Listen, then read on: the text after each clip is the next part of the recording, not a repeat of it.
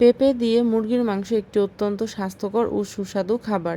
পেঁপে প্রাকৃতিকভাবে মাংস নরম করার কাজ করে এবং মুরগির মাংসের সাথে মিশে এটি সহজে হজমযোগ্য ও পুষ্টিকর তরকারিতে পরিণত হয়। এটি তৈরি করা খুবই সহজ।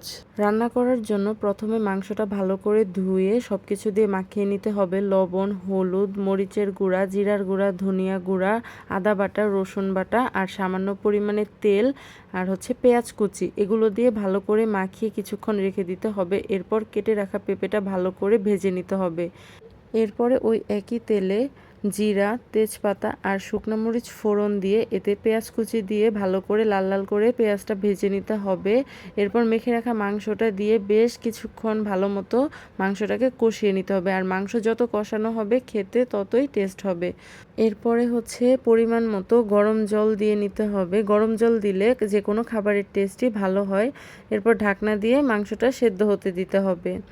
তো মাংসটা প্রায় সেদ্ধ হয়ে এসেছে। এরপরে যে ভেজে রাখা পেঁপেটা দিয়ে দিলাম। এরপর নামানোর আগে কাঁচা মরিচ আর গরম মশলা দিয়ে মাংসটা নামিয়ে নিব। তো এদিকে মাংস রান্না কমপ্লিট। আর এভাবে রান্না করলে কিন্তু খেতেও দারুণ লাগে।